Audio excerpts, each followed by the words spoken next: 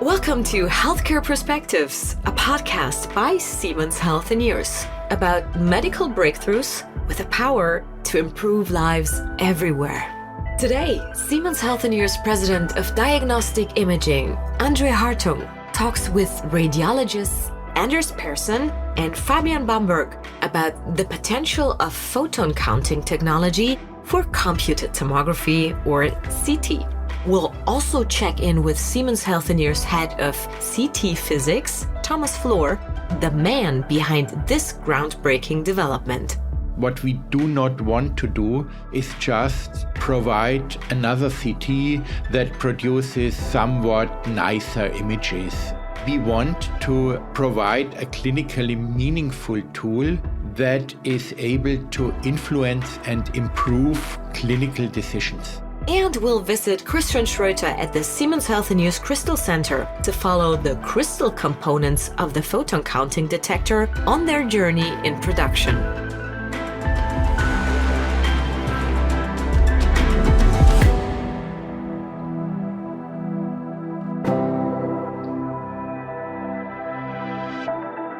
Hello, I'm André Hartung.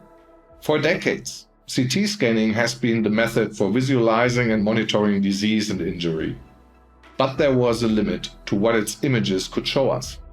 Photon counting has revolutionized the field of CT. With this new technology, we get precise images of inside the human body. This feat has taken us many years to accomplish, and even though the path to its success could not always be smooth, the work with our partners during its development always made me confident in its clinical value. A value that we are already witnessing today. How did our researchers come to develop a game changer in technology that, as Thomas Flohr puts it, doesn't merely produce nicer images, but makes a real difference to radiologists and patients? My first guest is André Persson, Professor of Medical Image Science, Senior Radiologist and Head of the Center for Medical Image Science and Visualization at Linköping University in Sweden. I began by speaking with him about earlier commercial scanners. CT scanning has been essential to patient diagnosis and monitoring. But before this revolution, what were the scanner's limitations? I saw the first CT scanner on the 8th January 1975, so it's quite many years ago. If you compare with 50 years ago, it's a huge difference. I remember when we started to do cardiac scans, 2002, we had a force-line scanner, and it took 40 seconds to scan the patient, and it was really complicated to hold the breath for 40 seconds for the patients. Now we can see much more details, and regarding cardiac scans, you can get functional information from the heart. We're trying to simulate the flow around the valves in the heart. So we hopefully can do things we have never done and never seen.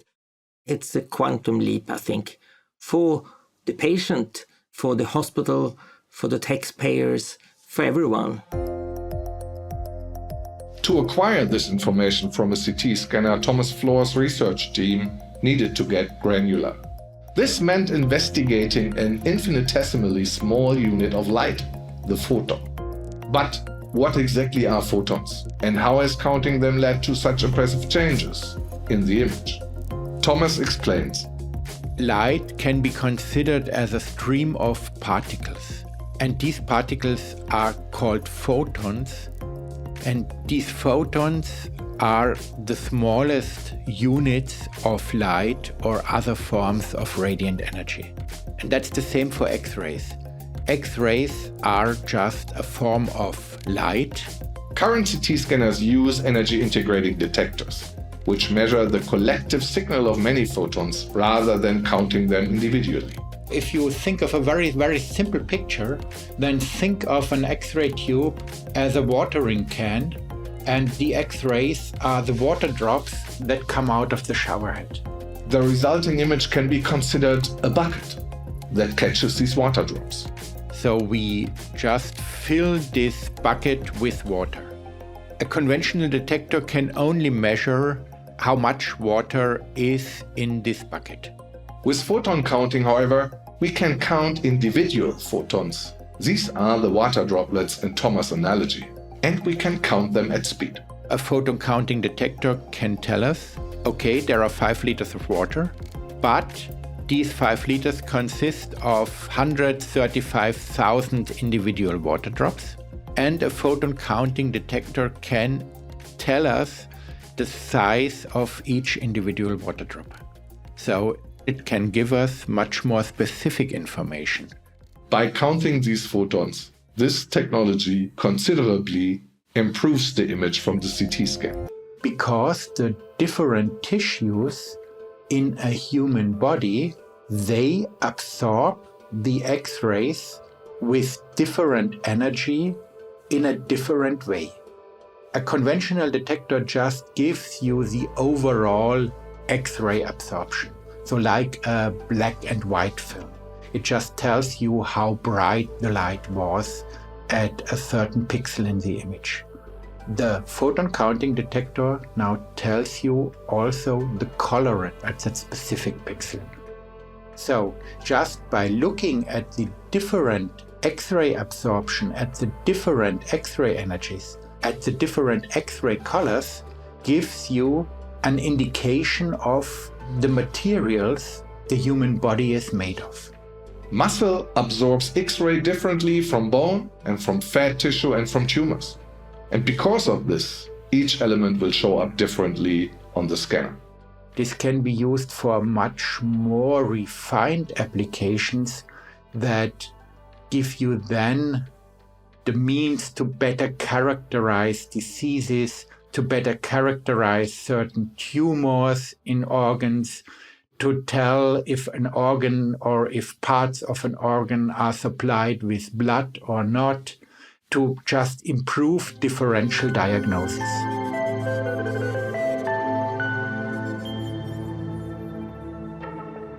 In earlier scanners, calcium buildup and foreign bodies, such as stents in arteries, would feature in images as blooming artifacts, which is a term we use when elements on the CT image appear larger than their actual size. Blooming artifacts skewed the resulting image and made it much harder to diagnose a patient's condition accurately. The increased accuracy of photon counting now lets us see the size of the true lumen of arteries in an image, as Anders Persson explains. When you look into the coronary arteries, you can see the plaque components, you can see if it's a calcium or it's other type of tissue, and you don't have this blooming artifact from calcium. Normally it's quite fluffy, the calcifications look much bigger on the screen than it does in the real world.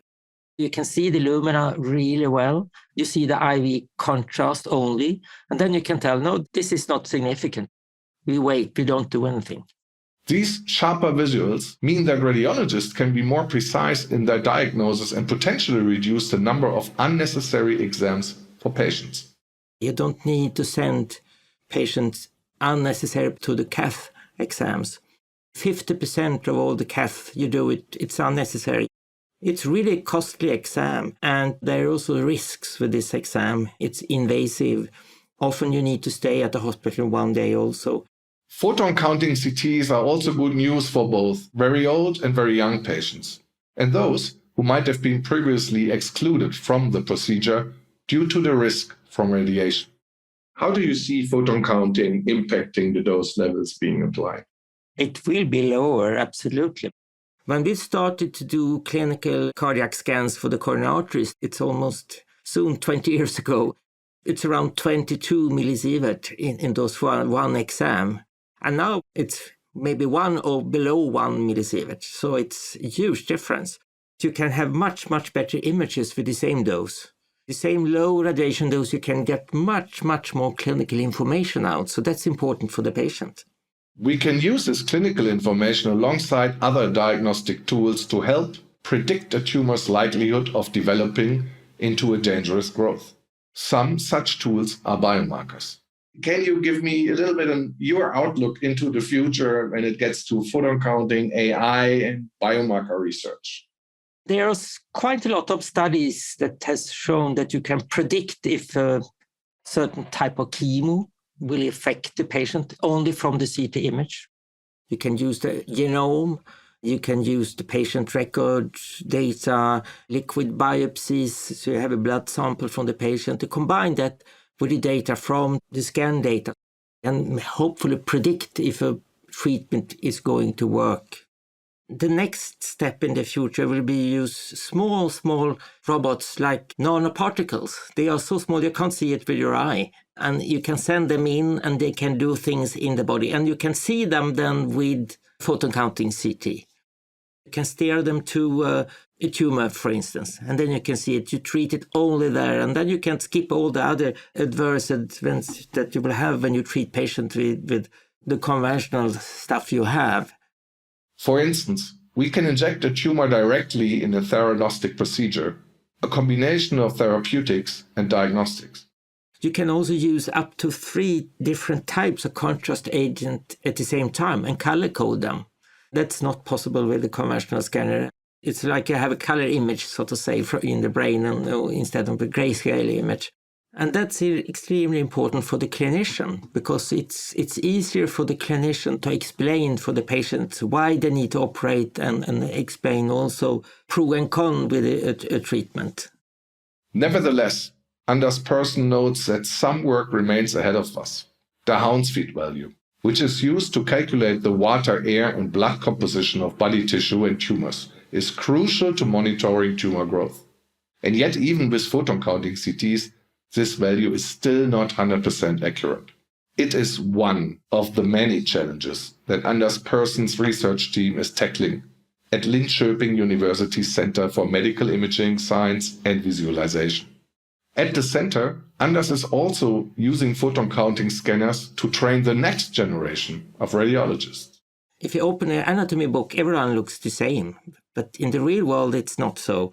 We have a virtual reality theater in the center of CMIV. It can be up to 100 people. We have big pictures of the body on the clinical 3D CT images on the walls that we have spotlights on.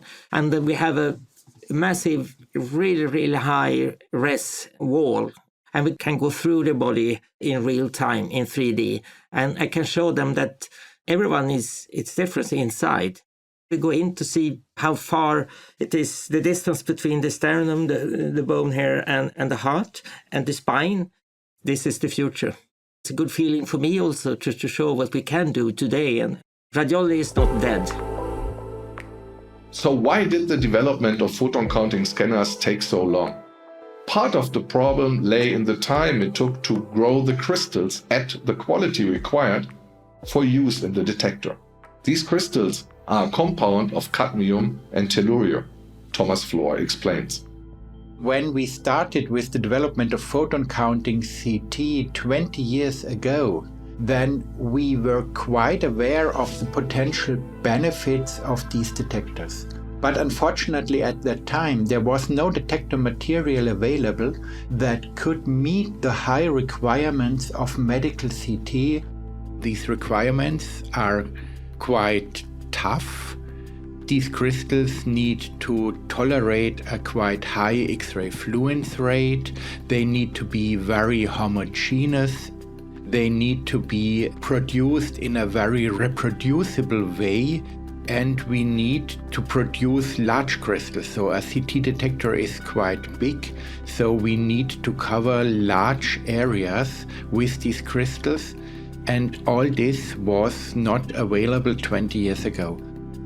To help us understand how these crystals are created, here is Christian Schröter. I'm project leader in Forchheim for our crystal growth project. I'm responsible for everything related to the direct conversion material, which is a core part of our new technology. To make the crystals suitable for photon-counting detectors, the Crystal Center at Forchheim had to ensure the integrity of the materials. In a crystal, basically every atom has its place. And if the crystal lattice is disturbed, then the crystal will not have the properties that we need for counting CT. So for that reason, it is important to reduce impurities to an acceptable level. And that is only controllable by the process parameters of our crystal growth. Crystals take 3 months to grow. This might sound a long time for an industry focused on technology and efficiency. So it's worth noting that in nature, crystals of the same compound material would take 3 million years to grow. The material is further purified during our in-house processes of crystal growth, where you cannot detect the impurities directly anymore. What you need as a starting material is cadmium and tellurium, both very high purity level. Cadmium is not rare, actually that's quite abundant. Tellurium, it's a different story. It's about same rarity as gold. So you can imagine it's not so easy to get. Fortunately though, it's a byproduct of copper refinement, for example. Several steps are necessary to grow the crystal.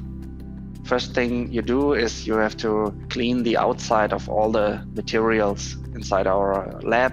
To their cadmium and tellurium mix, the team then adds their secret sauce. This is a little bit like the Coke recipe. We keep it as a secret exactly what it is, and it's very small quantities, but it's essential for the final quality of the crystal.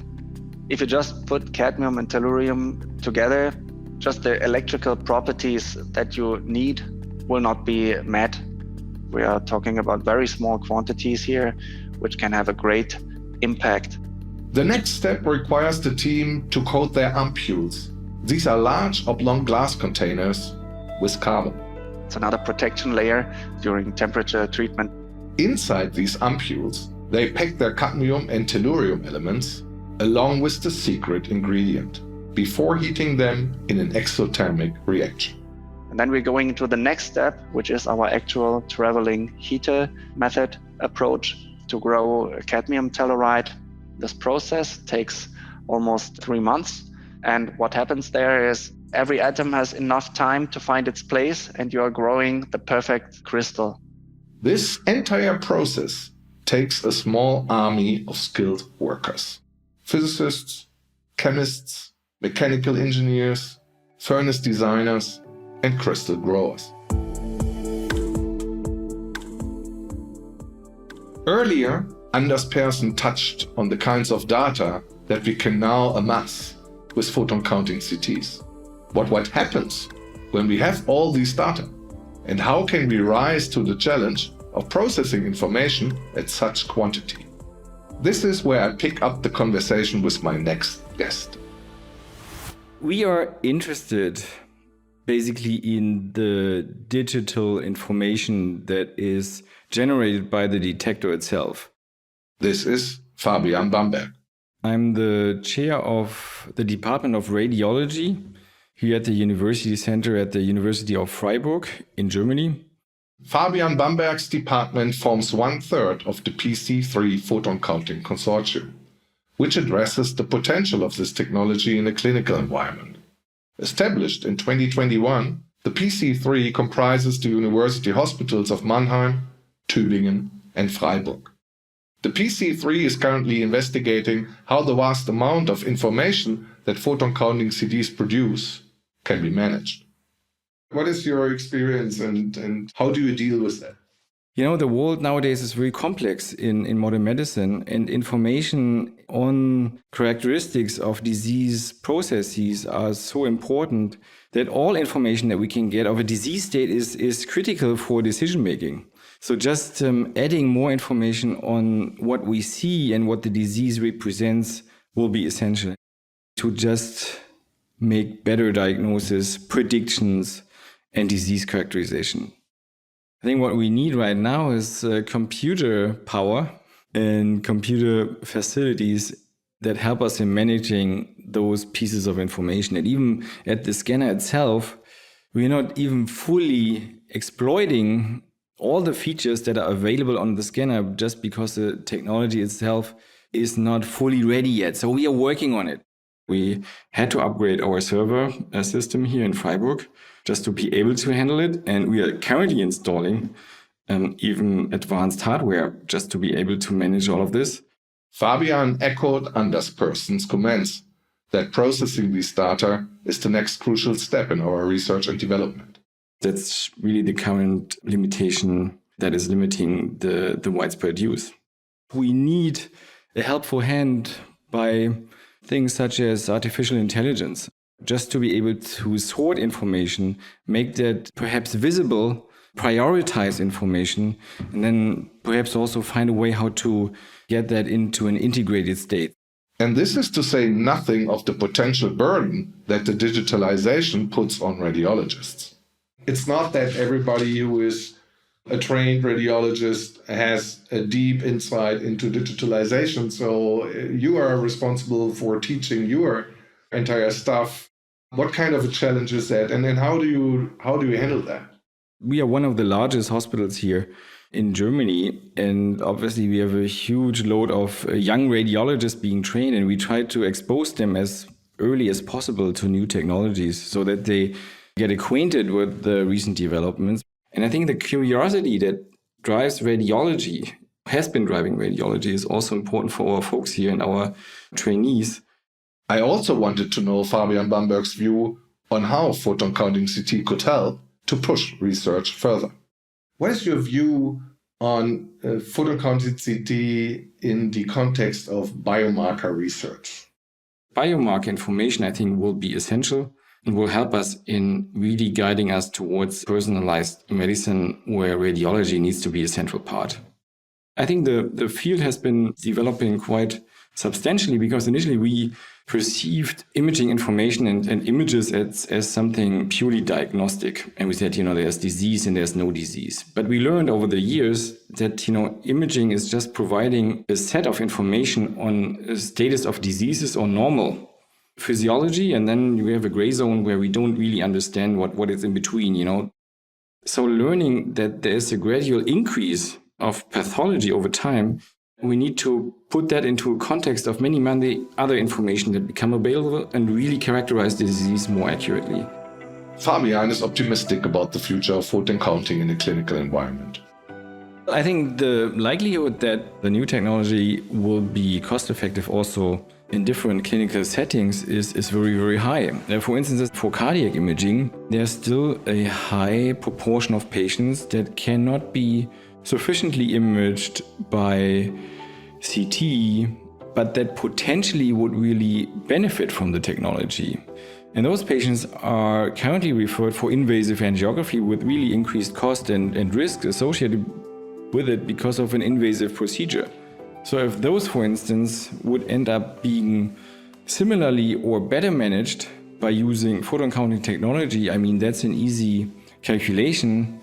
And I'm sure that research will demonstrate that such a photon counting technology CT non-invasive intervention would be cost-effective for those patients.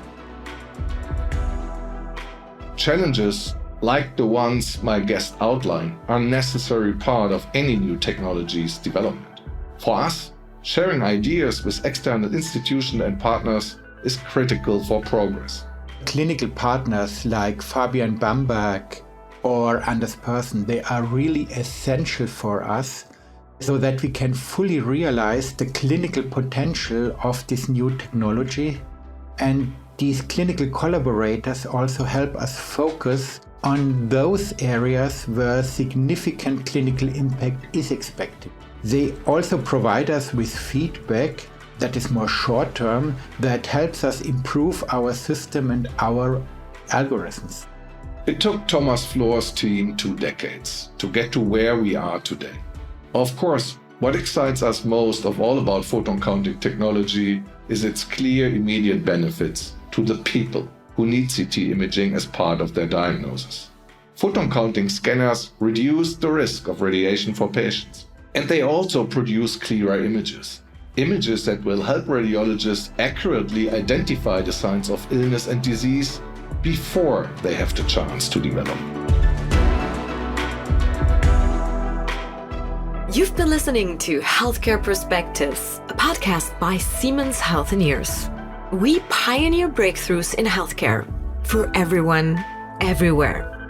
Subscribe to us to always get the latest episodes in your podcast feed, or visit siemens-healthineers.com/podcast for more. The opinions expressed by the guests and contributors in this podcast are their own and do not necessarily reflect the views of Siemens Healthineers. The products and features mentioned in this podcast are not